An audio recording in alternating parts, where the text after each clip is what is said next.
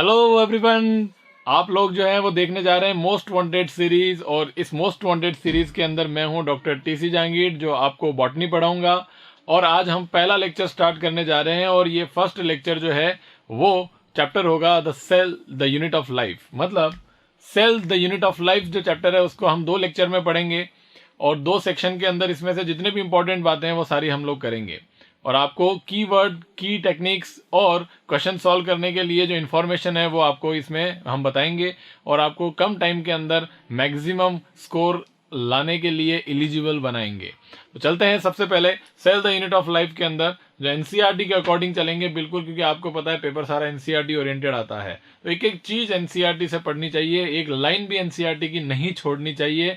यह आपका परम धर्म है, परम कर्तव्य है। और ऐसा करते चलेंगे तो आप नीट के अंदर बहुत ज्यादा कॉन्फिडेंट रहेंगे मेन एग्जाम में। और आपकी जो बार बार रिवीजन करने की जो स्ट्रेटेजी है, उस रिवीजन स्ट्रेटेजी से आपकी एक भी लाइन आपके दिमाग से मिस नहीं होगी, तो आप अच्छा स्कोर कर पाएंगे, बहुत फास्ट आंसर को टिक कर पाएंगे, क्योंकि सारी lines, language, comma, full stop सब कुछ मिला करके एनसीईआरटी से आता है। ओके, तो लेट्स स्टार्ट।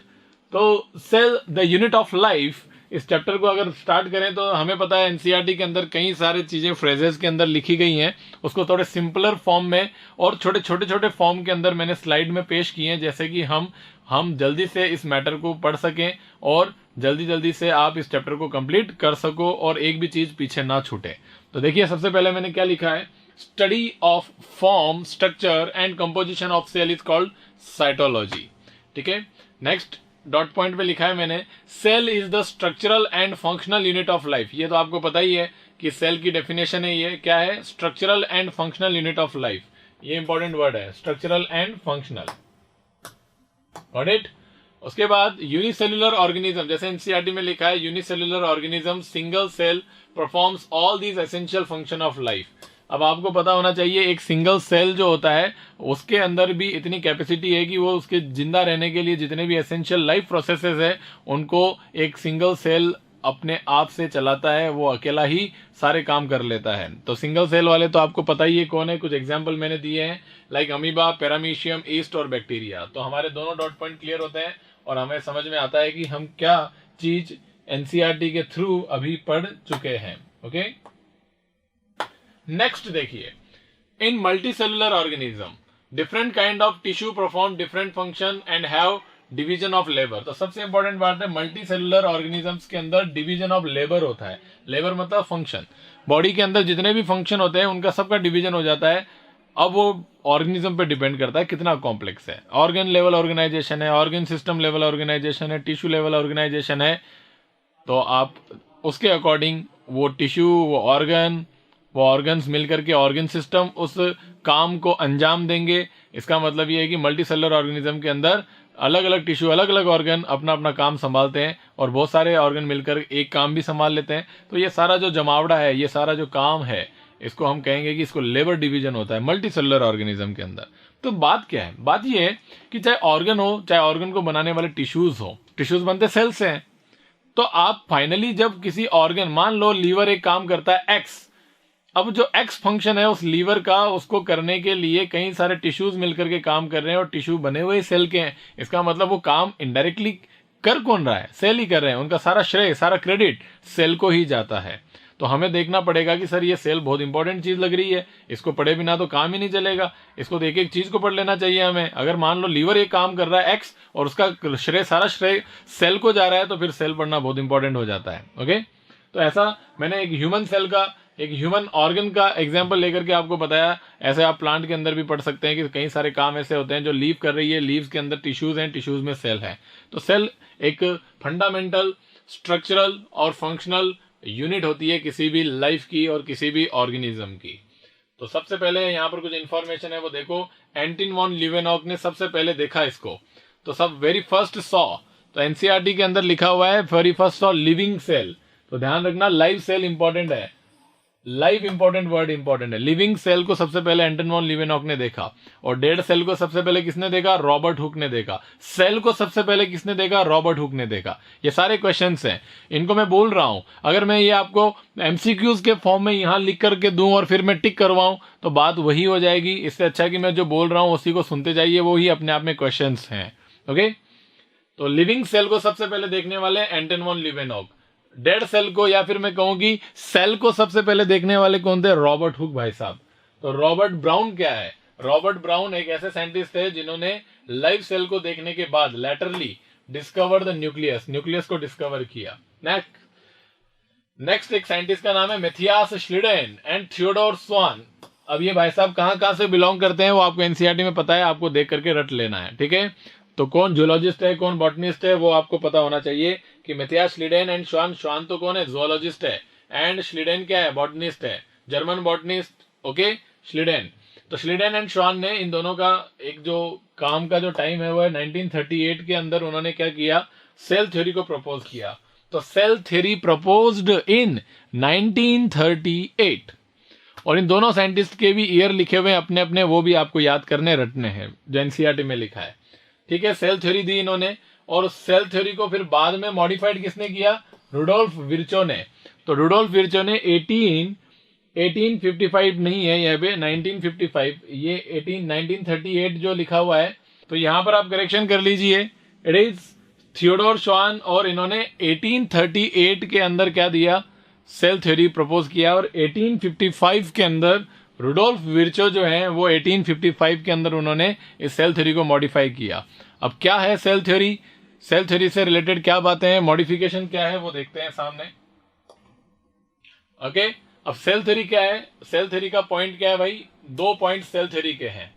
पहला वाला पॉइंट श्लिडेन एंड श्वान का है, सेकंड वाला पॉइंट रुडोल्फ विर्चो का है। तो मॉडिफाइड जो है वो मॉडिफाइड के अंदर ये वर्ड ऐड हो जाता है। तो मॉडिफाइड सेल थ्योरी, इसका मतलब ये वाला ऐड हो गया। पहला वाला क्या है कि सभी लिविंग ऑर्गेनिज्म जो होते हैं वो सेल के और सेल के प्रोडक्ट से कंपोज्ड होते हैं। और सेकंड वाला पॉइंट क्या है जो रुडोल्फ विर्चो ने बोला? ओमनी सेलुला ई सेलुला। इसका मतलब ये बात ये श्लिडेन एंड श्वान नहीं बोल पाए थे, वो बात किसने बोल दी? और रुडोल्फ विर्चो ने बोल दी कि all cell arise from pre existing cell. पहले जो सेल्स होती है उन सेल से सेल डिवीजन होता है, उससे नई सेल का फॉर्मेशन होता है। तो श्लिडेन एंड श्वान ने टिश्यूज को देखा, प्लांट टिश्यू, एनिमल टिश्यू को देखा। उन्होंने टिश्यू में देखा कि ये सेल ऐसी होती है। इवन श्वान ने ये भी बताया कि प्लांट सेल के बाहर एक इनवेरिएबली, मतलब कि आपको वहां कोई एक्सेप्शन नहीं मिलेगा, सभी सेल के बाहर आपको सेल वॉल दिखती है। और उसने सेल वॉल वर्ड यूज नहीं किया था, हम बोल रहे हैं उसको, लेकिन उसने बोला एक रिजिड स्ट्रक्चर होता है, और ऐसा रिजिड स्ट्रक्चर जो होता है एनिमल सेल के बाहर नहीं होता है, उसमें मेम्ब्रेनस स्ट्रक्चर होता है, थिन स्ट्रक्चर होता है। ये बात भी बोल गया था वो। उन्होंने ये बोल दिया कि ये इस तरीके से कंपोज होता है बॉडी सेल और उसके प्रोडक्ट से। बट उनको पूछा कि ये सेल आई कहां से, तो नहीं बता पाए। ये बात बताई किसने? रुडोल्फ विर्चो ने बताई। ओके, अब यहाँ पर एक एक्स्ट्रा बात है जो एनसीईआरटी के बारे में वो याद रखना चाहिए, वो है exceptions of the cell theory. और वायरस इसका एक्सेप्शन होता है, क्योंकि virus neither living nor non living, ठीक है। तो ये बात आपको याद होनी चाहिए यहाँ पर। उसके बाद नेक्स्ट अगर सेल की हम बात करें तो 2 टाइप की सेल्स होती हैं, प्रोकैरियोटिक सेल और यूकैरियोटिक सेल्स। अब इन दोनों में डिफरेंस समझ में आना चाहिए आपको। तो प्रोकैरियोटिक सेल और यूकैरियोटिक सेल के अंदर सबसे बड़ा डिफरेंस ये कि जो ओरिजिन ऑफ लाइफ जो हुआ था उसमें सबसे पहले जो सेल बनी थी वो प्रोकैरियोटिक सेल थी। उसके बाद प्रोकैरियोटिक से क्या डेवलप हुआ? यूकैरियोटिक सेल डेवलप हुआ। तो इवोल्यूशन प्रोसेस के अंदर एडवांस सेल कौन सा टाइप होता है? यूकैरियोटिक सेल एडवांस टाइप होता है। तो प्रोकैरियोटिक सेल के अंदर क्या है भाई? मेम्ब्रेन बाउंड न्यूक्लियस जो होता है वो एब्सेंट होता है। तो इसके अंदर प्रोकैरियोटिक सेल में हम ये कह सकते हैं कि prokaryotic cell has nucleus but distinct nucleus absent. Prokaryotic cell में क्लियर कट न्यूक्लियस एब्सेंट होता है, ओके, और clear cut distinct nucleus present किस में होता है? यूकैरियोट्स में होता है। तो इसका मतलब डिस्टिंक्ट कब बनेगा? जब न्यूक्लियर मेम्ब्रेन होगी, मेम्ब्रेन बाउंड होगा, डबल मेम्ब्रेन होंगी। तो मेम्ब्रेन बाउंड न्यूक्लियस यहां होता है, यहां नहीं होता है, ठीक है। Cells are smaller in size, और ये जो होती हैं वो लार्ज साइज की होती हैं। Single chromosome is present, more than 1 chromosome is present. एक सिंगल क्रोमोसोम होता है जिसका नाम हम बोलते हैं न्यूक्लियोइड, ओके, जो एक ऐसा सर्कुलर टाइप में कॉइल्ड होता है सिंगल क्रोमोसोम। यहां पर मोर देन वन क्रोमोसोम प्रेजेंट होते हैं। यहाँ पर जो जेनेटिक मटेरियल होता है वो कई सारे क्रोमोसोम में कॉम्पैक्ट हो जाता है। ओके, अब यहाँ पर एक और चीज होती है जो माइक्रो लेवल पे आपको पता होनी चाहिए, मॉलिक्यूलर लेवल पे, वो होती है हिस्टोन प्रोटीन्स। ठीक है, और histone proteins and non histone proteins, ये दोनों टाइप के प्रोटीन्स रिक्वायर्ड होते हैं कहाँ पर, यूकेरियोटिक सेल के अंदर। इस क्रोमोसोम को बनाने के लिए हिस्टोन और नॉन हिस्टोन प्रोटीन्स की रिक्वायरमेंट होती है। ठीक है, और यहाँ पर प्रोकैरियोटिक सेल्स के अंदर आपको पता होना चाहिए पॉलीएमीन्स होते हैं, उनकी प्रोटीन्स होती हैं जो इनको क्रोमोसोम के अंदर कॉम्पैक्शन करने के लिए जेनेटिक मटेरियल का रिक्वायर्ड होती है। ठीक है जी। मेम्ब्रेन बाउंड ऑर्गेनल जो होते हैं वो एब्सेंट होते हैं। इंपॉर्टेंट बात यही है, सबसे इंपॉर्टेंट बात क्या है भाई, membrane bound organelle is absent. Organelle cell जो होता है उसके अंदर छोटे छोटे ऑर्गेनल होते हैं जो मिलकर के एक सेल के फंक्शन को डिसाइड करते हैं, सेल का कामकाज चलाते हैं। ऐसे छोटे छोटे ऑर्गेनल, जैसे स्ट्रक्चर्स, छोटे छोटे स्ट्रक्चर्स को ऑर्गेनल बोलते हैं। और ये ऑर्गेनल मेम्ब्रेन से बाउंडेड भी होते हैं और मेम्ब्रेन लेस भी होते हैं, चारों ओर मेम्ब्रेन भी नहीं होती है, दोनों तरीके के होते हैं। तो इंपॉर्टेंट बात क्या है, membrane bound organelles are absent in prokaryotes, और यूकैरियोट्स के अंदर क्या है भाई, membrane bound organelles are present. तो ये हो गया डिफरेंस प्रोकैरियोटिक सेल और यूकैरियोटिक सेल में। हमारा काम यही है, हमें सबसे पहले प्रोकैरियोटिक सेल को पढ़ना है और फिर यूकैरियोटिक सेल को पढ़ना है, इसकी सारी बातों को पढ़ना है। डिफरेंस खत्म, आगे चलते हैं। सबसे पहले देखिए, अब जब सेल आपको समझ में आ गया है तो सेल का एक ओवरव्यू कर लेते हैं। इस दुनिया में जितनी भी टाइप की सेल्स होती हैं उन सभी को मिलाकर के एक कॉमन बात बताई जा रही है, और वो कॉमन बात क्या है भाई, साइज, शेप, स्ट्रक्चर, ये सारी बातें करते हैं सेल के बारे में। तो देखो, साइज, शेप एंड साइज, ये दोनों जो पैरामीटर्स हैं, शेप और size of cells, varies greatly, बहुत वेरिएशन है इन बातों में, दोनों में, साइज में वेरिएशन है, शेप में वेरिएशन है, according to their position and function. ये बहुत इंपॉर्टेंट बात बोल दी यहां पर भाई, साइज में वेरिएशन, शेप में वेरिएशन होता है, एग्जाम्पल भी होंगे, डायग्राम भी होंगे, देखेंगे भी और रटेंगे भी। लेकिन क्वेश्चन ये है कि ये इतना वेरिएशन जो है वो किसके अकॉर्डिंग होता है, उन सेल का पोजीशन बॉडी में कहाँ है और बॉडी के अंदर उनका क्या फंक्शन है। तो एक पर्टिकुलर सेल का साइज और उसका शेप जो होता है वो क्या होना चाहिए, ये डिपेंड करता है उसके पोजीशन के ऊपर और उसके पर्टिकुलरली फंक्शन के ऊपर, कि ये क्या फंक्शन करने वाला है, उसके अकॉर्डिंग उसका शेप बन जाता है, उसका साइज बन जाता है। ओके, चलो जी नेक्स्ट, माइकोप्लाज्मा। अब साइज के अंदर जब वेरिएशन है तो आपको पता होने चाहिए। तो सबसे पहले देखो, mycoplasma is the smallest cell. सबसे छोटी सेल कौन सी है इस प्लेनेट अर्थ के ऊपर, वो है माइकोप्लाज्मा। अब आप बोलोगे सर माइकोप्लाज्मा तो ग्रुप ऑफ ऑर्गेनिज्म है, ऐसे तो कई सारे माइकोप्लाज्मा है, कोई पर्टिकुलर माइकोप्लाज्मा की स्पीसीज होती होगी ना जो सबसे छोटी होती होगी, तो लेडलेवी माइकोप्लाज्मा, लेडलेवी जो होती है वो सबसे छोटा स्पीसीज होता है। Okay, clear. और इसके अंदर एक कैटेगरी आती है PPLO, pleuropneumonia like organisms. Pleuropneumonia like organisms की और लेडलेवी की साइज इक्वल होती है लगभग। तो पीपीएलओ और लेडलेवी हम कह सकते हैं कि सबसे स्मॉलेस्ट माइकोप्लाज्मा होते हैं। ओके, तो mycoplasma is the smallest cell and largest isolated cell is ostrich. सबसे बड़ी सेल कौन सी होती है, सबसे बड़ी सेल होती है ऑस्ट्रिच का एक एग जो होता है वो लार्जेस्ट होता है। इसका पैरामीटर आपके डेटा याद नहीं रखने, आपको सिर्फ इतना याद रखना है कि लार्जेस्ट है। बट माइकोप्लाज्मा के अंदर जो स्मॉलेस्ट सेल है इसका डेटा एनसीईआरटी में लिखा गया है। और इंपॉर्टेंट बात क्या है, वहां डेटा उस माइकोप्लाज्मा का जो लिखा है वो एवरेज साइज नहीं है, उसकी लेंथ है। साइज तब होती है जब विड्थ, लेंथ सबका एवरेज निकाल करके एक डेटा बनाया जाता है, वो होती है साइज। वहां दिया गया लेंथ, ध्यान रखना वो। ठीक है, तो 0.3 माइक्रोमीटर जो है वो माइकोप्लाज्मा का लेंथ होता है, और उसी के लगे हाथ आपको वहां पर बैक्टीरिया की लेंथ भी दे रखी है या नहीं है, यस और नो। तो वो बैक्टीरिया की लेंथ और माइकोप्लाज्मा की लेंथ दोनों आपको याद रखने चाहिए। क्लियर। इसके अलावा हम बात करें साइज के बारे में तो और भी पैरामीटर्स दे रखे हैं, जैसे आरबीसी की साइज दे रखी है, वहां पे 7 माइक्रोमीटर दे रखी है ना। तो ये रटने वाले पॉइंट है, आपको डायरेक्टली मेमोराइज करने पड़ेंगे, इसके अलावा कोई दूसरा चारा नहीं है। तो इसलिए मैंने यहां मेंशन नहीं किया, आप इसको एनसीईआरटी से पढ़ सकते हैं। Next, the shape. तो शेप जो होती है बहुत अलग अलग होती है, तो ये शेप का डायग्राम एनसीईआरटी में है, आपको पता है, और नेम भी है। तो कौन कौन से शेप है, जैसे क्यूबॉइडल शेप है, कॉलमनर शेप है, ठीक है, cuboidal, columnar, polygonal, thread like, irregular. देखो थ्रेड लाइक, ये सब नाम याद रखने चाहिए आपको। डिफरेंट शेप, क्या क्या शेप है?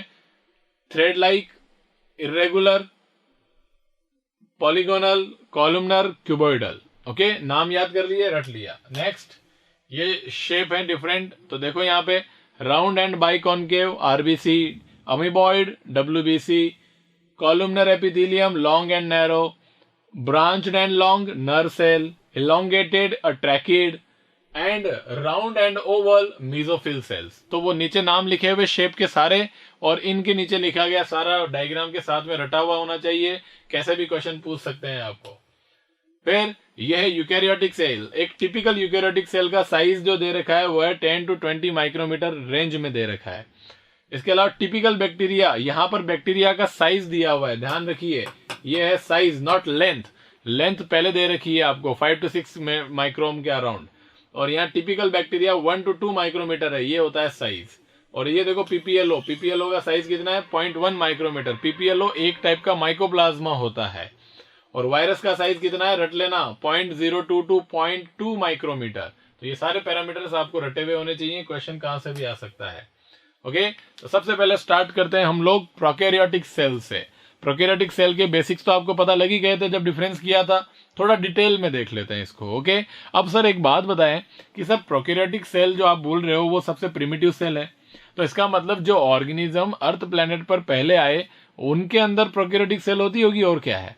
तो सबसे पहले ऑर्गेनिज्म जो आए थे उनका बॉडी ऑर्गेनाइजेशन सेलुलर लेवल का ऑर्गेनाइजेशन था, सिंगल सेल उनकी बॉडी थी। इसका मतलब ये होगा कि सर आपका कहने का मतलब ये है कि क्या ऑल सिंगल सेल्ड ऑर्गेनिजम्स की जो सेल होती है वो क्या प्रोकैरियोटिक टाइप की सेल होती है?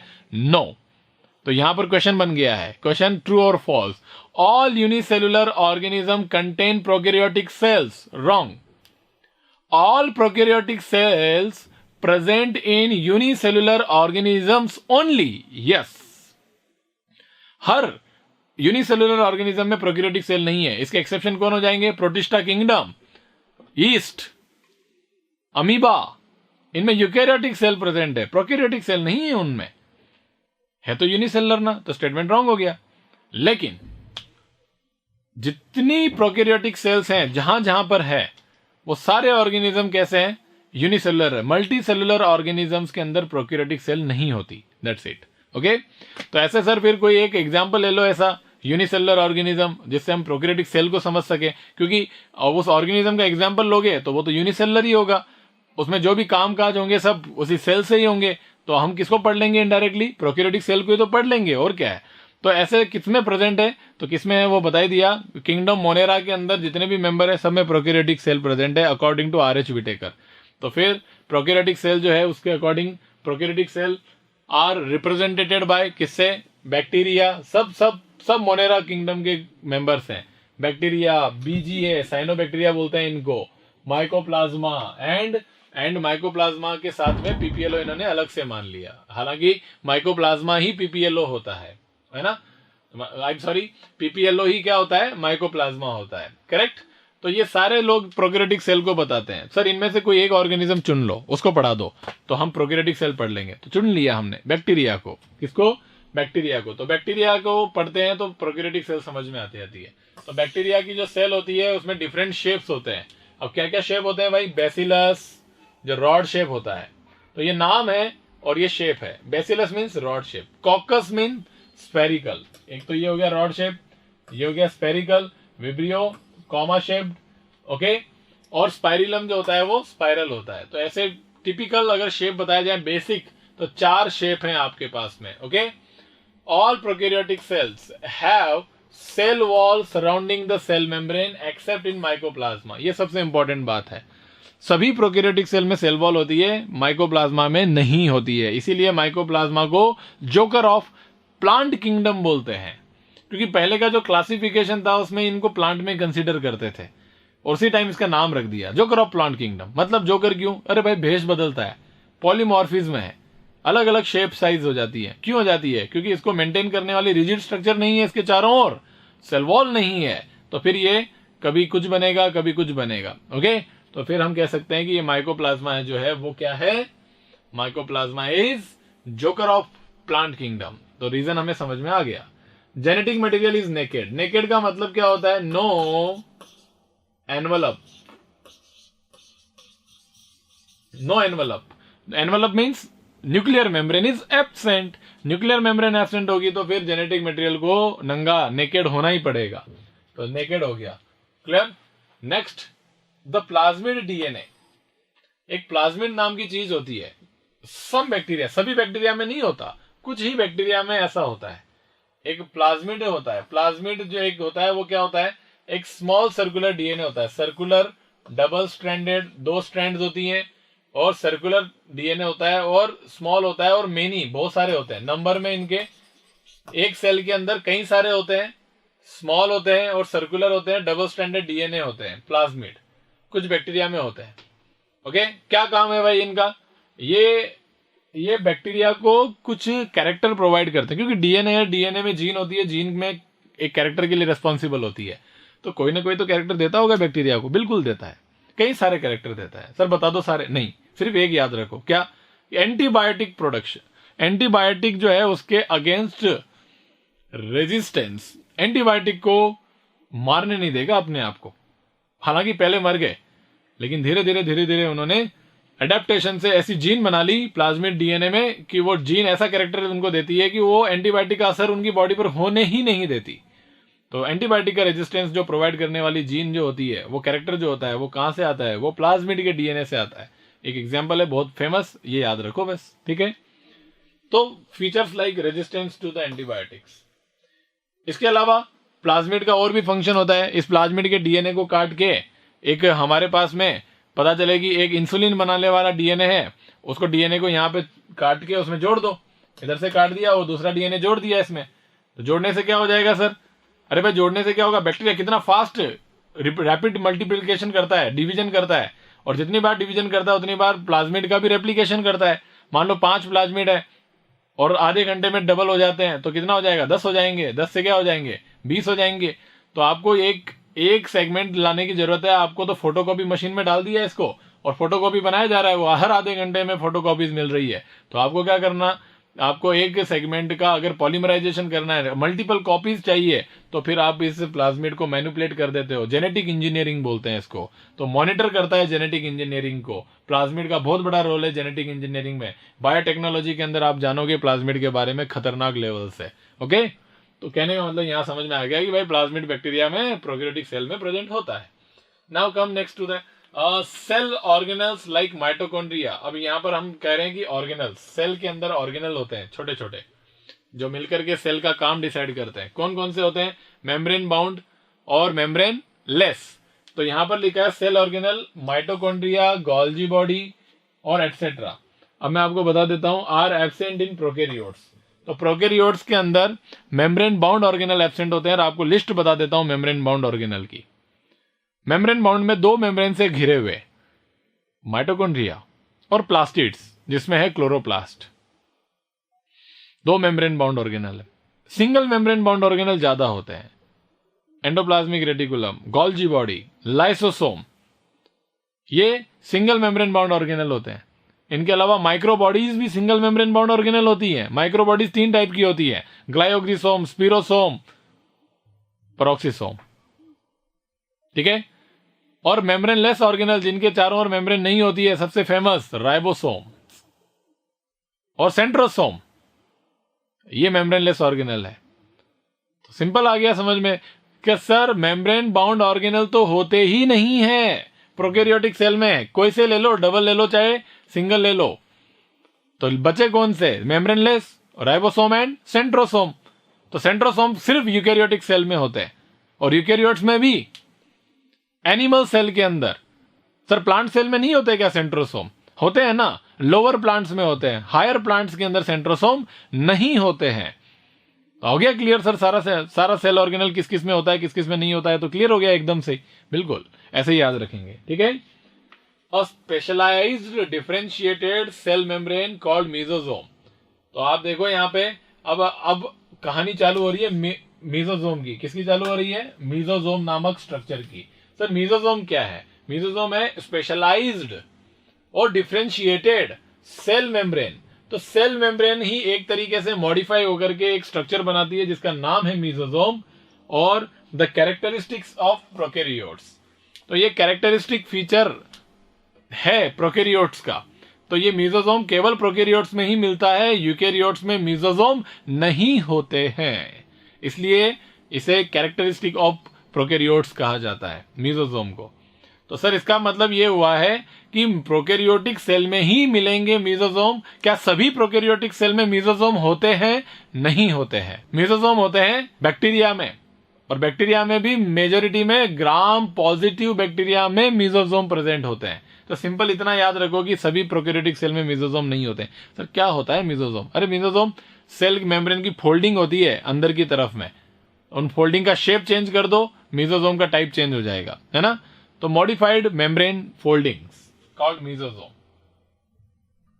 ये प्लाज्मिड है, ये देखो डबल स्टैंडर्ड डीएनए ऐसा होता है प्लाज्मिड, और इस प्लाज्मिड को देखो रेप्लिकेशन के टाइम पे ये कॉपी बनाता है, यहां पर ये दो में रेप्लिकेटेड हो गया, है ना।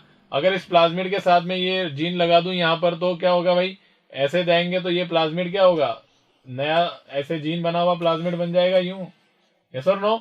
और उसके बाद में आप इजीली इससे आगे की ओर सेल बना सकते हो। तो कहने का मतलब कुल मिलाकर के ये ऐसा प्लाज्मिड होता है, ये बात है, ठीक है। ये है मेसोसोम। मेसोसोम कैसे होता है भाई, ये बैक्टीरिया, जैसे एक बैक्टीरिया था यहाँ पर, ठीक है। इस बैक्टीरिया के अंदर मैंने क्या किया, ऐसे की तरफ में ये मेम्ब्रेन है और मेम्ब्रेन में इस तरीके की फोल्डिंग्स बना दी यूं,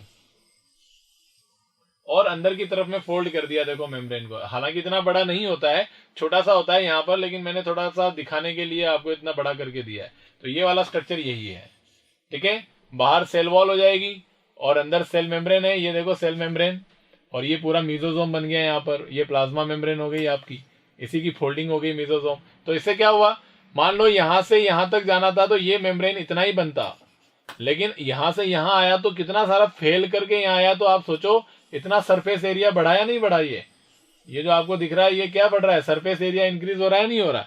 तो ये मेम्ब्रेन का सरफेस एरिया इंक्रीज कर देता है, और मेम्ब्रेन से होने वाले फंक्शन, मेम्ब्रेन पे प्रेजेंट एंजाइम का कंटेंट बढ़ा देता है और उन एंजाइम के फंक्शन को बढ़ा देता है। Simple, okay, clear. चलिए जी, तो अब अपन स्टार्ट करते हैं कि सर मेसोसोम के क्या क्या फंक्शन होंगे, क्या क्या करता है मेसोसोम। तो यहां पर मैं देख लेता हूं, ये यहां पर मेसोसोम को अभी बढ़ा देता हूं साथ साथ में। देखो mesosome, plasma membrane is semi permeable. Semi permeable membrane होती है, ध्यान रखना, सेलेक्टिवली परमिएबल नहीं होती है, सेमी परमिएबल मेम्ब्रेन होती है। और मेसोसोम होते हैं, और ये मेसोसोम का स्ट्रक्चर देखो किसके फॉर्म में होते हैं, एक ऐसे होते हैं तो वेसाइकल बन गया, है ना। अगर ऐसे हो रहे हैं तो ट्यूब्यूल बन गई, और अगर इस तरीके से बन रहे हैं तो लेमेलर बन गया। तो ये अलग अलग फोल्डिंग है, तो अलग अलग टाइप के मेसोसोम हो गए। काम क्या है, एनसीईआरटी में लिखा है बहुत सारे काम, उनमें से कुछ लिख दिए हैं, रट लेना वहां से। सेल वॉल का फॉर्मेशन, डीएनए के रेप्लिकेशन में, and distribution to the daughter cell, DNA को रेप्लिकेट करने में भी, और उसको सेल डिवीजन के टाइम पे नेक्स्ट सेल में डिस्ट्रीब्यूट करना है, तो भी मेसोफेज सेल मेसोसोम का काम होता है। आपको इसमें दिमाग नहीं लगाना है, आप बस इतना ही है, इसके फंक्शन को रटना है, तो रट लो बस, ठीक है, क्लियर। चलिए जी, अब देखिए बैक्टीरिया जो है, उस बैक्टीरिया के हम बॉडी के बारे में बात करते हैं, और बैक्टीरिया के बाहर का जो स्ट्रक्चर है उसको स्टडी करते हैं। तो ये एक बैक्टीरिया ले लिया मैंने यहाँ पे। अब बैक्टीरिया में क्या है, तीन बड़े स्ट्रक्चर है। क्या है, सबसे बड़ा, इसके बैक्टीरिया को अगर बांटे तो इसके अंदर तीन ही स्ट्रक्चर हैं, ए बी सी मार्क कर देता हूं मैं, ठीक है। ये तो हो गया इसका एनवलप, ये देखो साहब, ये बैक्टीरिया है, इस बैक्टीरिया का ये ए पार्ट हो गया, इस ए पार्ट को हम बोल देते हैं एनवलप। क्या बोल देते हैं, एनवलप, ये हो गया एनवलप। और ये जो पार्ट है ये है बी पार्ट, और बी पार्ट का नाम है साइटोप्लाज्म। क्या नाम है भाई, साइटोप्लाज्म, ओके। और ये पार्ट है सी, इसको हम बोल देते हैं डीएनए। क्या बोल देते हैं, डीएनए। न्यूक्लियस तो है नहीं इसके अंदर, तो न्यूक्लियस मतलब क्लियर कट न्यूक्लियस तो है नहीं इसके अंदर, डिस्टिंक्ट न्यूक्लियस तो है नहीं इसके अंदर, तो फिर ये जेनेटिक मटेरियल ही होगा जो एक सिंगल क्रोमोसोम के फॉर्म में है, ओके। यही स्ट्रक्चर होती है, और क्या है। अब इसके साइटोप्लाज्म में क्या हो सकता है सर साइटोप्लाज्म के अंदर, इसके अंदर सेल ऑर्गेनल होंगे और स्टोरेज मटेरियल होगा, जिसको हम इंक्लूजन बॉडीज बोलेंगे। क्या बोलेंगे, इंक्लूजन बॉडीज। तो सर साइटोप्लाज्म में दो चीजें होती है, एक तो होते हैं सेल ऑर्गेनल, क्या होंगे, सेल ऑर्गेनल, सेल ऑर्गेनेलीज, और सेल ऑर्गेनेल तो सर कुछ कंफ्यूजन ही नहीं है, इसमें तो एक ही ऑर्गेनल होता है, वो है राइबोसोम्स। कौन है? राइबोसोम्स। और राइबोसोम्स भी हमें पता है 70S टाइप के राइबोसोम प्रेजेंट होते हैं। कहां पर? साइटोप्लाज्म के अंदर। ओके, तो दिख रहे होंगे आपको कहीं पर भी, देखो राइबोसोम जरूर दिख रहा होगा, ये रहे देखो राइबोसोम्स, ये रहे, है ना। इसके अलावा सेल ऑर्गेनल हो गए साइटोप्लाज्म के अंदर, और क्या दिखेंगे? कुछ के अंदर प्लाज्मिड दिख जाएगा। क्या दिख जाएगा? प्लाज्मिड, जो कुछ बैक्टीरिया में ही होता है, इसलिए मैंने यहां नहीं लिख रहा हूं, तो प्लाज्मिड दिख जाएगा आपको। ओके, तो साइटोप्लाज्म के अंदर राइबोसोम और प्लाज्मिड मिल गए। अब साइटोप्लाज्म में और क्या होता है? इंक्लूजन बॉडीज होती हैं। क्या होती है? Inclusion bodies. अब आप बोलोगे सर इंक्लूजन बॉडीज में क्या होता है? Storage material. क्या होता है? Storage material plus gas vacuole. Gas vacuole, तो गैस वैक्यूल, गैस बबल्स और स्टोरेज मटेरियल के ग्रैन्यूल्स जो होते हैं, जो एक हम कहें कि फूड पार्टिकल्स जो होते हैं, उसके स्टोरेज के पार्टिकल्स होते हैं जो मेम्ब्रेन बाउंड होते हैं, वो इंक्लूजन बॉडीज के फॉर्म में होते हैं, जो साइटोप्लाज्म में फ्रीली फैलते रहते हैं। तो ये हो गया साइटोप्लाज्म। एनवेलप की बात करें, डीएनए तो आपको पता ही है कैसा होता है डीएनए इसका। हाँ भाई, डबल स्टैंडर्ड होता है, सर्कुलर डीएनए होता है।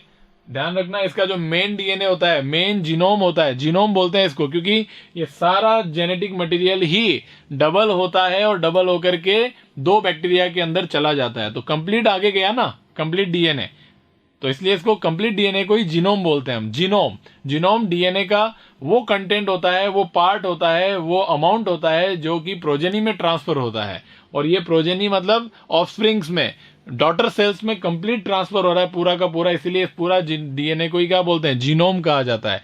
हमारी बॉडी में, मेरी बॉडी से अगर मेरे बच्चे में कोई जा रहा है डीएनए, तो मेरे पूरा डीएनए नहीं जा रहा है, 23 क्रोमोसोम ही जा रहे हैं, हाफ ही जा रहा है। तो यहाँ पर 23 क्रोमोसोम्स हैं आउट ऑफ 46, तो वो क्या हो गए? जीनोम हो गए। Not 46 chromosome, all are not genome, only 23 chromosomes are genome. Okay, तो ऐसे इसमें टोटल जीनोम होता है ये कंप्लीट। और कैसा होता है? सर्कुलर होता है, सिंगल क्रोमोसोम होता है, ये एनसीईआरटी में लिखा है सब कुछ। ओके, तो ये पढ़ लिए हम, ये पढ़ लिए हम। अब पढ़ना क्या है? कॉम्प्लेक्स स्ट्रक्चर, वो है एनवेलप। एनवेलप को अगर हम 3 पार्ट में डिवाइड कर सकते हैं। सबसे बाहर जो होता है वो होता है ग्लाइकोकैलिक्स। क्या होता है? ग्लाइकोकैलिक्स। ग्लाइकोकैलिक्स 2 टाइप का होता है, slime layer and capsule. Capsule tough होता है, स्लाइम लेयर थोड़ा सा स्लाइमी होता है, टफ नहीं होता, थोड़ा सा लूज शीट होती है। ओके, स्टिकी होता है। कौन? कैप्सूल। कैप्सूल स्टिकी होता है, कैप्सूल स्टिकी होता है, ये याद रखिएगा। ओके, सेल वॉल हो गया कैप्सूल के नीचे, तो देखो बाहर रेड कलर से आपको पूरा का पूरा कैप्सूल दिख गया। ये देखो रेड कलर का एनवेलप कैप्सूल है, येलो कलर का वॉल जो है वो सेल वॉल है, और ग्रीन कलर का है वो है प्लाज्मा मेम्ब्रेन। तो इनका आउटर टू इनर एकदम सीक्वेंस आपको पता चल ही गया होगा। ओके, अब आप देखिएगा ग्रीन कलर का स्ट्रक्चर दिख रहा है आपको, जो प्लाज्मा मेम्ब्रेन से निकल रहा है, और प्लाज्मा मेम्ब्रेन के बाहर सेल वॉल है, तो एनसीईआरटी में कहीं सेल वॉल एक्सटेंशन भी बोला जाता है। तो आप ध्यान रखिएगा, प्लाज्मा मेम्ब्रेन और सेल वॉल दोनों से ही एक्सटेंशन होता है। किनका? एक तो है बाहर की तरफ में ये फ्लैजेलम, अकेला है इसलिए फ्लैजेलम, बहुत सारे होते हैं तो फ्लैजेला, और एक बाहर की तरफ में ये दिख रहा है ग्रीन ग्रीन कलर का, ये हॉलो स्ट्रक्चर होती है, तो ये होती है हॉलो। पाइलाई जो होते हैं वो इनसे छोटे होते हैं, और हॉलो स्ट्रक्चर होती है पाइलिन प्रोटीन की बनी हुई होती है। फ्लैजेला जो होता है वो फ्लैजिलीन प्रोटीन का बना हुआ होता है, और ये लॉन्ग होता है, और ये जो होता है वो ट्यूबुलर होता है, शॉर्ट होता है एज कंपेयर टू फ्लैजिला। तो पाइलाई का क्या फंक्शन है? ये जेनेटिक मटेरियल को एक से दूसरे के अंदर भेजना है, तो ऐसे पाइलाई होते हैं, सेक्स पाइलाई बोलते हैं उनको। क्या बोलते हैं? सेक्स पाइलाई। तो ये ट्रांसफर करवाने में काम में आते हैं।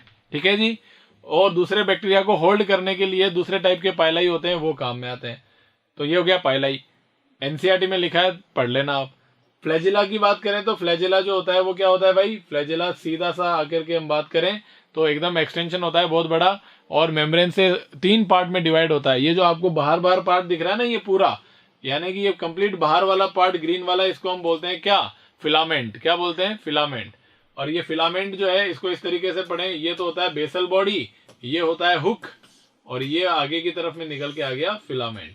तो अभी जो दिख रहा है आपको वो इतना ही पार्ट दिख रहा है फिलामेंट का, ये हो गया हुक, और ये हो गया बेसल बॉडी। 3 पार्ट में डिवाइड होता है, outer to inner, filament, hook and basal body. इस तरीके से फंक्शन क्या है भाई? मोटिलिटी प्रोवाइड करता है। सभी बैक्टीरिया में नहीं होता है, जो मोटाइल बैक्टीरिया होते हैं उन्हीं में प्रेजेंट होता है ना। और एक सिंपल बात याद रखिएगा कि पाइलाई जो होते हैं वो, और फिमरी एक और चीज होती है। फिमरी क्या होते हैं भाई? फिमरी ऐसे छोटे छोटे स्ट्रक्चर होते हैं, ये बाहर जैसे ये ऐसे ब्रश होता है ना, ब्रश बॉर्डर, ऐसे ब्रश के जैसे, पाइलाई से छोटे होते हैं, ध्यान रखना। ये जो पिली होते हैं या पाइलाई होते हैं, पिली बोल सकते हैं उनको, पाइलाई बोल सकते हैं। तो पहला बड़ा है, फ्लैजेला उससे छोटा है, पाइलाई उससे कम छोटे होते हैं, फिमरी ज्यादा नंबर में फिमरी होते हैं। ओके, फिर पाइलाई होते हैं और फिर फ्लैजेला होता है। ठीक है, तो ये फिमरी जो है और पाइलाई जो है वो मोटिलिटी में फंक्शन नहीं करते, लेकिन ये बैक्टीरिया को अडेरेंस में काम में लाते हैं। कौन? फिमरी को एक्स्ट्रा एडेरेंस, अगर किसी से चिपकना है, पानी बह रहा है, स्ट्रीम्स बह रही हैं, चट्टानों से चिपकना है, रॉक से चिपकना है, अडेर होना है, तो फिमरी हेल्प करेंगे। पाइलाई जेनेटिक मटेरियल को ट्रांसफर करने में हेल्प करेंगे, हॉलो स्ट्रक्चर है। और फ्लैजिला जो होता है वो मोटिलिटी प्रोवाइड करता है, दैट्स इट। ओके, तो ये है सेल वॉल, सेल एनवेलप के मॉडिफिकेशंस। अब सेल एनवेलप जो है वो आपको पता होना चाहिए, बाहर की तरफ में ये कैप्सूल और स्लाइम लेयर ग्लाइकोकैलिक्स हो गया। और कैप्सूल ग्लाइकोकैलिक्स जो होता है इसका एक फंक्शन होता है। ग्लाइकोकैलिक्स में क्या होता है कि बाहर की तरफ में ग्लाइकोप्रोटीन्स होते हैं, और ये ग्लाइकोप्रोटीन जो होते हैं इस बैक्टीरिया को क्या करते हैं, होस्ट का इम्यून सिस्टम जो होता है और उसकी जो इम्यून सिस्टम की जो सेल होती है इसको मारने के लिए आ रही हैं, उनको पहचानने में हेल्प करती है और उससे बचाने में हेल्प करती है। ये काम होता है ग्लाइकोकैलिक्स का, स्पेशली कैप्सूल का। किसका? ग्लाइकोकैलिक्स में भी कौन से वाले टाइप का? कैप्सूल का काम होता है ये। ओके, सेल वॉल तो आपको पता ही है भाई, सेल शेप देता है, रिजिड स्ट्रक्चर होता है, पेप्टिडोग्लाइकन जैसी चीजें जो है वो ऐसे बनाती है इसको, है ना। तो फिर ये क्या होगा, रिजिड सब्सटेंस है तो एक शेप प्रोवाइड करेगा, बैक्टीरिया को बस्ट होने से कोलैप्स होने से हेल्प करेगा, फटने नहीं देगा बैक्टीरिया को, एक पर्टिकुलर रिजिडिटी प्रोवाइड करेगा। क्लियर? और सेल वॉल का जो मटेरियल है अंदर, उसके केमिकल की वजह से हम इसमें स्टेनिंग कर सकते हैं, और जब हम स्टेनिंग करते हैं तो एक्चुअली वो सेल वॉल के कंपोजिशन की वजह से बैक्टीरिया में जो अलग अलग वैरायटी ऑफ कॉम्प्लेक्स होता है, वैरायटी ऑफ सब्सटेंसेस होते हैं, एक एक्स बैक्टीरिया में अलग होगा, वाई बैक्टीरिया में अलग होगा, तो स्टेनिंग प्रोसीजर जो होता है उसमें अलग तरीके से रेस्पॉन्ड करते हैं। एक जना तो पी तरीके से रेस्पॉन्ड करेगा और दूसरा क्यू तरीके से रेस्पॉन्ड करेगा, तो पी तरीका क्यू तरीके से डिफरेंट होता है, और ऐसा करके हम बैक्टीरिया को आइडेंटिफाई कर सकते हैं। उसको ग्राम साइंटिस्ट था, उन्होंने स्टेनिंग किया, और ग्राम स्टेनिंग टेक्निक को दो अलग तरीके से जो रिस्पॉन्ड करते हैं, उसमें से एक तो होते हैं ग्राम पॉजिटिव और दूसरे होते हैं ग्राम नेगेटिव। ओके, तो ये भी सेल वॉल के केमिकल कंपोजिशन की वजह से ये स्टेनिंग टेक्निक के जो रिस्पॉन्सेज हैं वो डिफरेंट हो जाते हैं। ओके, और एनसीईआरटी में आपको पता होना चाहिए, सेल वॉल वर्ड यूज नहीं किया उन्होंने, पूरा सेल एनवेलप ही बोला है कि सेल एनवेलप की वजह से रेस्पॉन्सेज डिफरेंट होते हैं। मैं तो ये कहूंगा कि सेल एनवेलप की बजाय अच्छा सेल वॉल होता है, लेकिन आपको जो एनसीईआरटी में लिखा है वो याद रखना है, सेल एनवेलप। फिर है प्लाज्मा मेम्ब्रेन, आपको पता ही है प्लाज्मा मेम्ब्रेन सेमी परमिएबल होती है, चीजों को आने जाने नहीं देती है। सेल वॉल कंप्लीटली परमिएबल होता है, किसी को भी आने देगा अंदर। और ये राइबोसोम जो होते हैं वो दो तरीके के होते हैं, एक तो होते हैं साइटोप्लाज्म में फ्री होते हैं, और दूसरे होते हैं जो इस मेम्ब्रेन से अटैच्ड होते हैं, ये जो ग्रीन कलर की मेम्ब्रेन है उससे अटैच्ड होते हैं। तो दोनों तरीके के राइबोसोम्स जो होते हैं वो प्रोटीन का सिंथेसिस करते हैं, मेम्ब्रेन से अटैच्ड और राइबोसोम में जो फ्री पड़े हैं वो के वो। तो ये सारा आपके पास में सेल के ये प्रोकैरियोटिक सेल से रिलेटेड सारी बातें। इंक्लूजन बॉडीज आपको रटनी है, साइटोप्लाज्म में प्रेजेंट होते हैं, स्टोरेज मटेरियल होते हैं, साइनोफाइसिन ग्रैन्यूल्स, फॉस्फेट ग्रैन्यूल्स किस किस बैक्टीरिया में प्रेजेंट होते हैं वो याद रखिए, और गैस वैक्यूल किस में प्रेजेंट होती है वो भी याद रखिए, ग्रीन पर्पल बैक्टीरिया जो है उनके अंदर प्रेजेंट होती है। तो ऐसे जितना भी पोर्शन एनसीईआरटी में दिया गया है वो डायरेक्ट याद ही रखना है। इसका मैं अगर एमसीक्यू बना दूंगा तो आपको याद होगा तो टिक करोगे, नहीं होगा तो नहीं टिक करोगे, कोई यहाँ पे ट्रिकी क्वेश्चन नहीं बन रहा है। ओके, तो जो इंपॉर्टेंट ट्रिक्स हैं वो मैं आपको बताता जा रहा हूं, जैसे मोटिलिटी में कौन हेल्प कर रहा है, जो एनसीईआरटी में लिखा है वही आपको मैं बता रहा हूं, कुछ अलग बात तो मैं बता नहीं रहा। तो इसीलिए कहते हैं informative sections should be learn, informative sections should be memorized, because question comes directly and you have to tick directly. आपको याद होंगे तो टिक होंगे, अदरवाइज नहीं टिक होंगे, बस दैट्स इट। हाँ, इंफॉर्मेशंस जो होती हैं वो दूसरी इंफॉर्मेशंस के साथ में रिलेट करी जा सकती है, थ्योरी बोलते हैं इसको। One theory can be related with another theory, like you can relate a bacteria to the theory of plant theory of biological classification and molecular biology, तो वहां पर भी थ्योरी होगी, वहां भी इंफॉर्मेशन होगी, यहाँ मॉलिक्यूलर में भी थ्योरी होगी, यहाँ पर भी इंफॉर्मेशन होंगी, और यहाँ पर भी थ्योरी है और यहाँ भी इंफॉर्मेशन है, तो इन सबको आपस में रिलेट कर सकते हैं। ऐसे ही पढ़ा जाता है बायोलॉजी, इसीलिए तो मुश्किल है ये, क्योंकि इसको बार बार रिवीजन की रिक्वायरमेंट होती है। Biology is a subject which required more revision and revisions, because things should be memorized, things should be fixed in the memory as in the form of pixels, और pixels HD तभी बनती है जब आपका वो जो पिक्सल एरिया जो होता है वो इंक्रीज होता है। इसका मतलब वो एरिया तब इंक्रीज होता है जब आप चीजों को बार बार देखते हो, बार बार पढ़ते हो। हालांकि आपको पहली बार पढ़ने में टाइम ज्यादा लगेगा, दूसरे में कम, ग्रेजुअली ये टाइम डिक्रीज होता जाएगा। आप फ्रिक्वेंटली अगर टाइम लेकर के इसको रिवाइज करोगे तो आप एक चैप्टर को बहुत जल्दी पढ़ करके आप पिक्सल्स को स्ट्रॉन्ग कर सकते हो, मेमोरी में उसकी चीजों को बोल्ड कर सकते हो, और यही करना है बायोलॉजी के अंदर, यही स्ट्रेटेजी होती है बायोलॉजी पढ़ने की, और कोई स्ट्रेटेजी मुझे समझ में आती नहीं है। ओके, चलिए जी, now come to the structure, that is the flagellar micro structure. और आपको पता है कि ये मेम्ब्रेन है, ये कंप्लीट, और ये जो है वो आउटर मेम्ब्रेन हो गया, ये जो है वो सेल वॉल हो गया। इसके अंदर ये रिंग्स होती हैं जो आपको याद रखनी होंगी, लेकिन मैं तो कहूंगा कि मत याद करो, कोई नहीं पूछना आपसे, बस ये बेसल बॉडी है, ये हुक है और ये फिलामेंट है, दैट्स इट। ये देखो फ्लैजेला को उठा करके लाए। ये जो पाइलाई और फिमरी की बात चल रही थी, मैंने आपको बोला था, ये देखो छोटे छोटे ब्रिसल्स हैं फिमरी, और ये है फ्लैजेलम, और ये है पाइलाई। पाइलाई सेक्स पाइलाई देखो बीच के अंदर जेनेटिक मटेरियल को ट्रांसफर करने में हेल्प कर रही है। In prokaryotes ribosomes are attached with the cell membrane and having and form and free in cytoplasm. दो तरीके के होते हैं, मेम्ब्रेन से भी अटैच्ड होते हैं और साइटोप्लाज्म में भी प्रेजेंट होते हैं, और दोनों तरीके के जो होते हैं वो दोनों प्रोटीन सिंथेसिस करते हैं।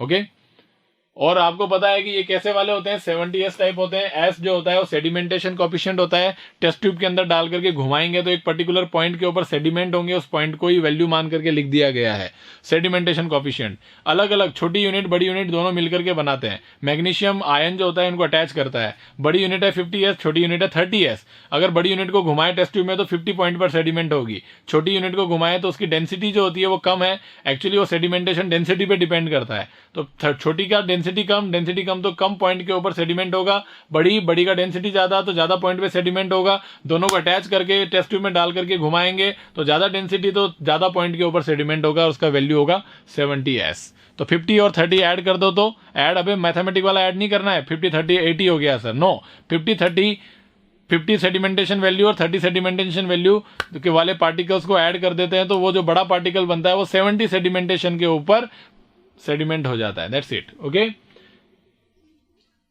ये था 50 और 30 का वाला जो पोर्शन था वो। इसके अलावा हम बात करें राइबोसोम का काम क्या है, प्रोटीन सिंथेसिस का काम है एक साहब, और क्या काम है इनका। साइटोप्लाज्म में मेम्ब्रेन के ऊपर mRNA आएगा, उस mRNA में प्रेजेंट जो इन्फॉर्मेशन होगी उसको पॉलीपेप्टाइड में चेंज करेगा, और पॉलीपेप्टाइड ही क्या होता है, प्रोटीन होता है। तो राइबोसोम अटैच्ड विद mRNA, अगर आपको बहुत सारे राइबोसोम एक चेन के फॉर्म में मिलेंगे तो इसको पॉलीराइबोसोम बोलते हैं। और पॉलीराइबोसोम जो होते हैं वो कैरेक्टरिस्टिक फीचर होता है प्रोकैरियोटिक सेल का, और मोर स्पेशली बैक्टीरिया का। बैक्टीरिया के अंदर आपको पॉलीसोम देखने को मिलते हैं। पॉलीसोम क्या है सर?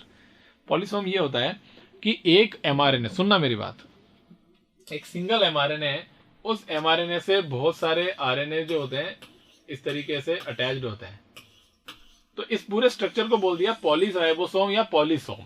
सर ये पॉलीसोम प्रोटीन बनाएगा या नहीं बनाएगा? बनाएगा।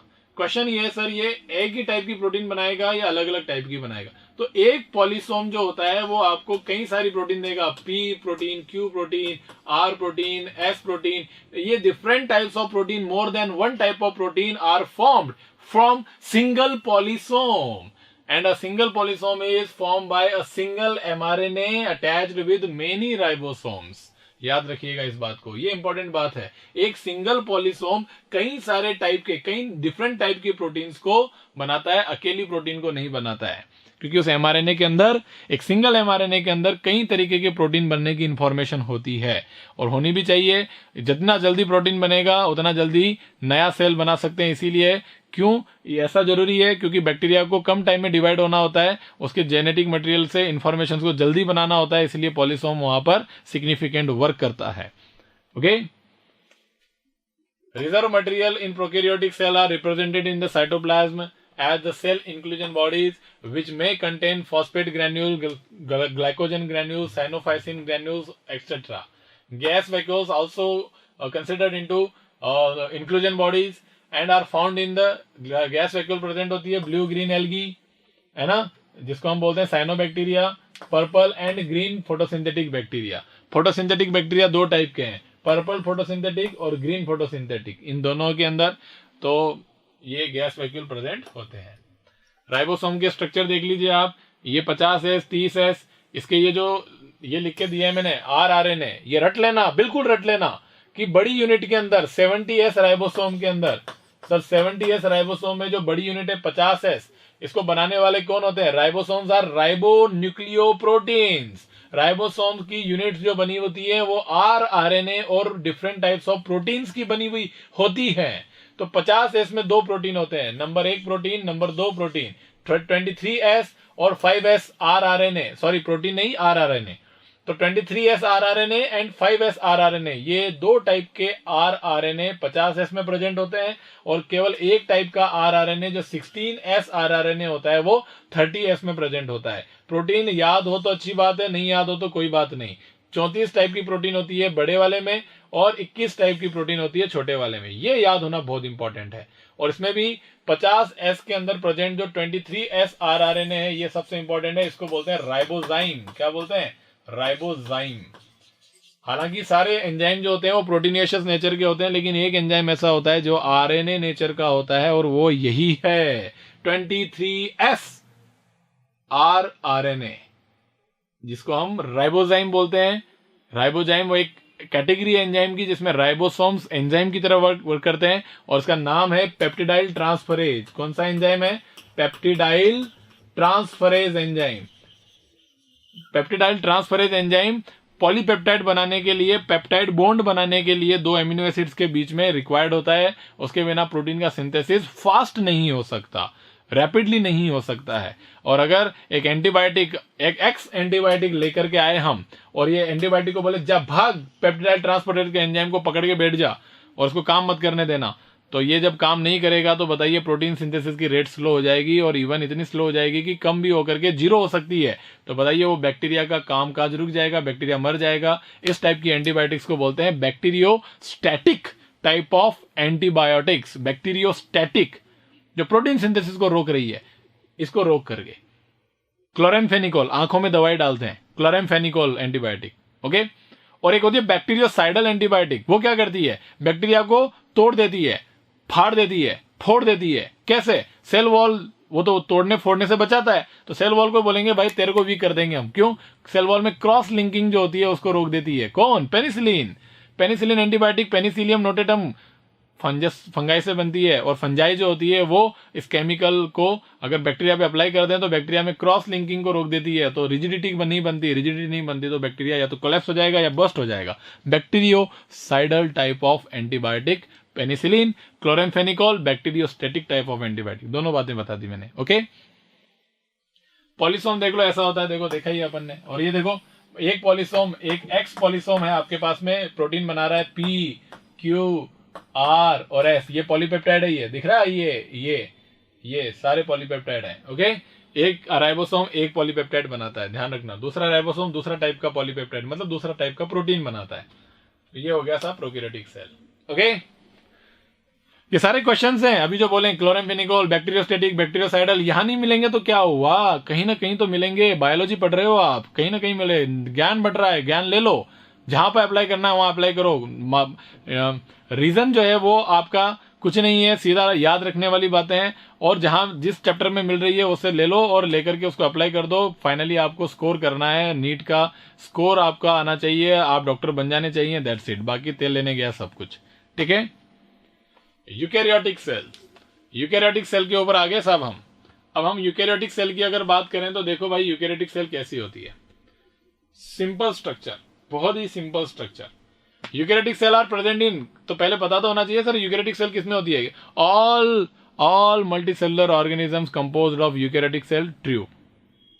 Eukaryotic cell present in only multicellular organism, false.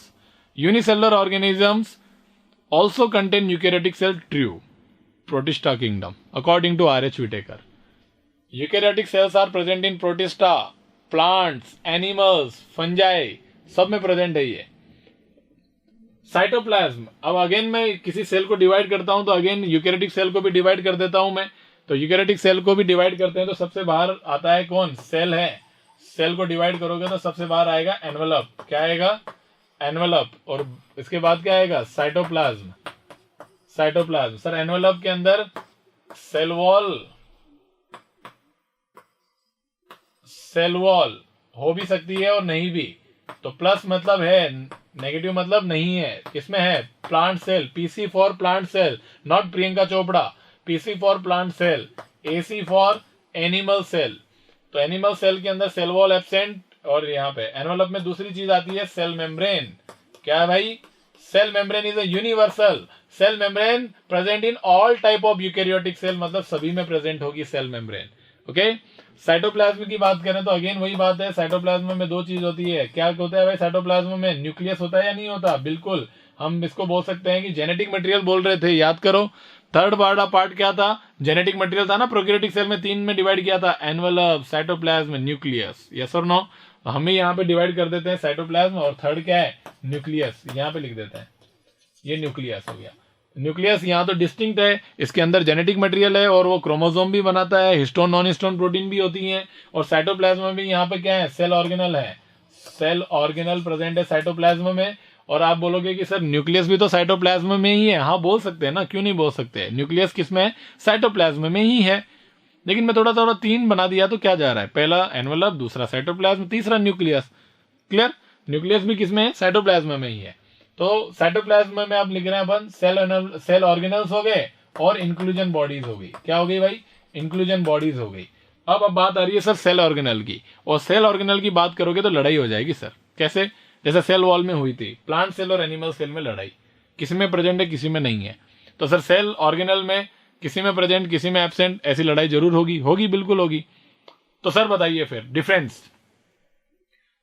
all single cell, single membrane bound organelle. So all single membrane bound organelles present in both plant cell as well as animal cell except glyoxysome. All single membrane bound organelle except glyoxysome. ठीक है, ग्लायोक्सिसोम को छोड़ दो एक बार, बाकी सारे दोनों में प्रेजेंट होंगे. प्लांट में भी होगा और एनिमल में भी होगा. तो सर पर ग्लायोक्सिसोम किसमें होता है और किसमें नहीं होता है? Glyoxysome present in only plant cell, not in animal cell. That's it. Double membrane bound की बात बताओ sir. Mitochondria present in both type of cells, दोनों में प्रेजेंट होगा माइटोकॉन्ड्रिया. लेकिन हम बात करें सर प्लास्टिड्स की, तो प्लास्टिड्स ओनली प्लांट सेल में प्रेजेंट होंगे. एनिमल सेल के अंदर प्लास्टिड्स एब्सेंट होंगे. चलो सर अब मेम्ब्रेन लेस की बता दो. राइबोसोम्स. राइबोसोम यूकैरियोटिक सेल के अंदर 80S और 70S दोनों टाइप के प्रेजेंट होते हैं और दोनों ही सेल्स में प्रेजेंट होते हैं. प्लांट सेल में भी दोनों ही होंगे और एनिमल सेल में भी दोनों ही होंगे. तो सर प्लांट और एनिमल सेल के अंदर अगर बात करें प्लांट सेल की, तो 70S राइबोसोम प्लांट सेल में कहां होंगे? तो माइटोकॉन्ड्रिया और क्लोरोप्लास्ट दोनों में ही प्रेजेंट होंगे 70S राइबोसोम प्लांट सेल में. और एनिमल सेल में 70S राइबोसोम ओनली माइटोकॉन्ड्रिया में होंगे, क्योंकि पता है एनिमल सेल में क्लोरोप्लास्ट मतलब प्लास्टिड्स नहीं होते. ये हो गया 70S राइबोसोम का खेल खत्म. 80S राइबोसोम कहां होते हैं सर? दोनों में ही साइटोप्लाज्म में होते हैं, बिखरे हुए होते हैं और एंडोप्लाज्मिक रेटिकुलम के ऊपर लगे हुए होते हैं और न्यूक्लियस मेम्ब्रेन की आउटर न्यूक्लियर मेम्ब्रेन के ऊपर लगे हुए होते हैं. तो 80S राइबोसोम की लोकेशन क्लियर हो गई, दोनों में ही, प्लांट में और एनिमल में. साइटोप्लाज्म में है, एंडोप्लाज्मिक रेटिकुलम पर लगे, रफ एंडोप्लाज्मिक रेटिकुलम बना दिया दोनों में, और न्यूक्लियस के बाहर की जो मेम्ब्रेन है, आउटर न्यूक्लियर मेम्ब्रेन, उसके ऊपर अटैच्ड हो गए. लेकिन प्रोटीन सिंथेसिस करने का काम न्यूक्लियस के बाहर जो लगा हुआ राइबोसोम है आउटर न्यूक्लियर मेम्ब्रेन पे, वो कभी प्रोटीन सिंथेसिस नहीं करता है. सिर्फ RER मतलब एंडोप्लाज्मिक रेटिकुलम के ऊपर लगा हुआ राइबोसोम और साइटोप्लाज्म में जो फ्री घूम रहा है ribosome 80S type of ribosome, वो प्रोटीन सिंथेसिस करते हैं. और 70S दोनों वाले तो करेंगे ही करेंगे प्रोटीन सिंथेसिस अंदर ऑर्गेनल में. यह है राइबोसोम की बातें. अब बच गया सर सेंट्रोसोम, वो भी मेम्ब्रेनलेस ऑर्गेनल है. सेंट्रोसोम मैंने पहले बोल दिया है, प्लांट में, हायर प्लांट में नहीं होता है, लोअर प्लांट में होता है। एनिमल सेल के अंदर सभी टाइप के एनिमल सेल में प्रेजेंट होता है और उसका फंक्शन होता है सेंट्रोसोम का सेल डिवीजन कराने में। ड्यूरिंग सेल डिवीजन स्पिंडल बनाने के लिए दोनों पोल के तरफ एस्टर का फॉर्मेशन करने के लिए सेंट्रोसोम रिक्वायर्ड होते हैं।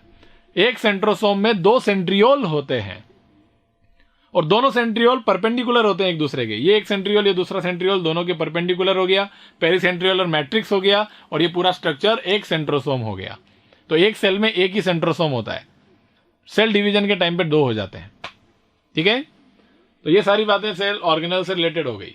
तो ये यूकेरियोटिक सेल के लिए बात हो गई। यूकेरियोटिक सेल का एक कैरेक्टर, जैसे प्रोकैरियोटिक सेल का एक कैरेक्टरिस्टिक फीचर होता है जो केवल प्रोकैरियोटिक सेल में होता है, यूकेरियोटिक में नहीं होता है, वो है मेसोसोम।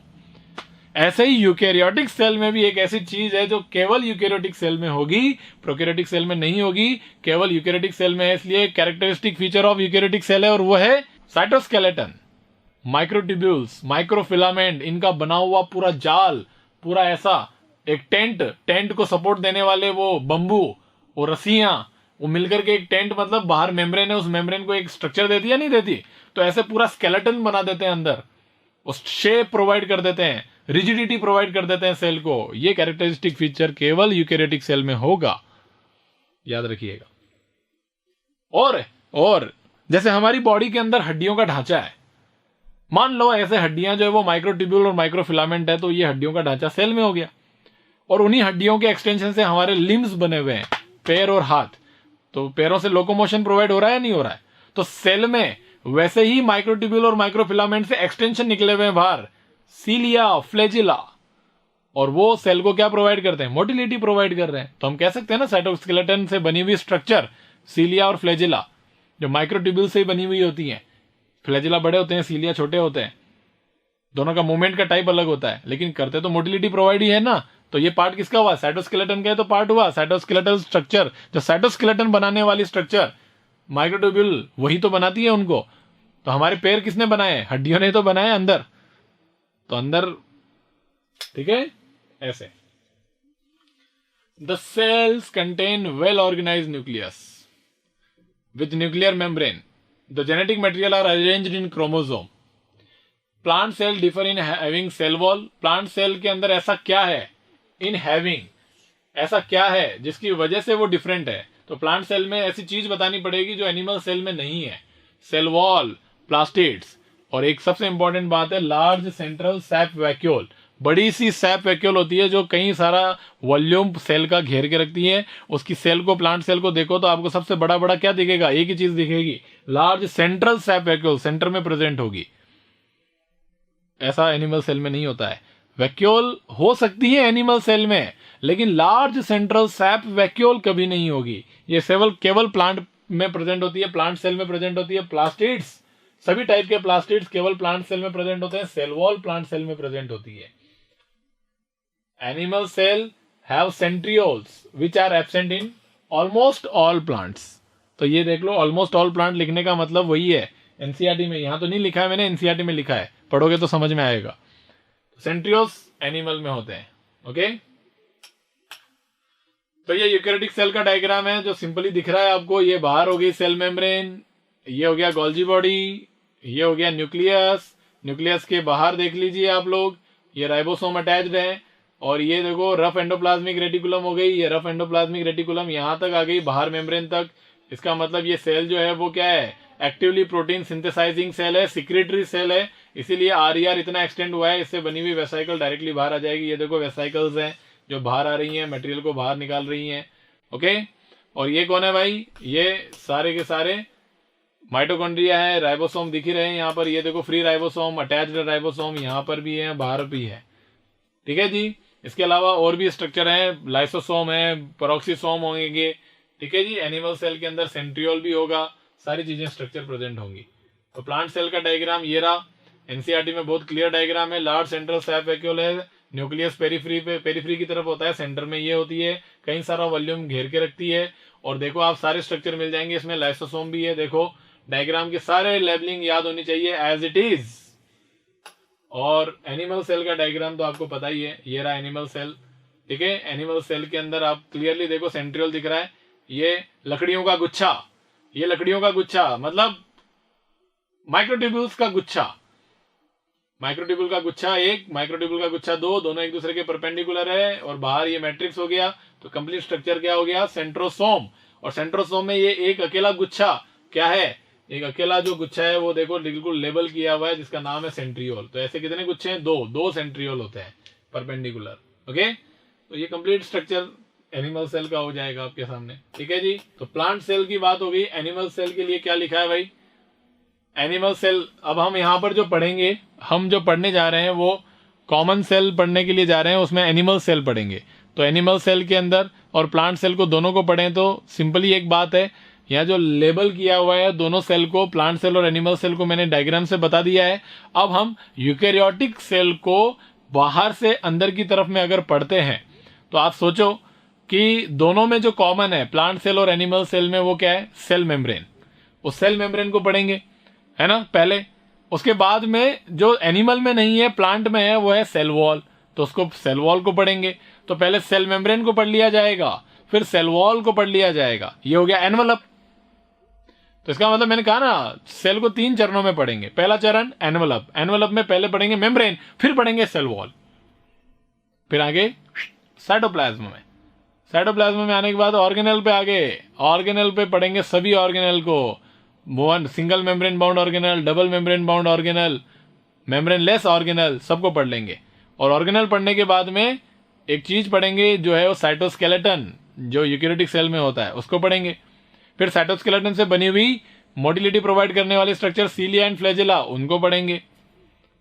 और उनको पढ़ने के बाद साइटोप्लाज्म हो गया खत्म। फिर सीधा डुबकी मारेंगे किसके अंदर? न्यूक्लियस के पास चलेंगे। फिर न्यूक्लियस के अंदर उसकी दोनों एनवलप के बारे में, न्यूक्लियस के मेम्ब्रेन के बारे में, न्यूक्लियस के अंदर प्रेजेंट जेनेटिक मटेरियल के बारे में, क्रोमोसोम्स के बारे में पढ़ लेंगे। और ऐसा पढ़ते ही हमारा चैप्टर खत्म हो जाएगा। That's it.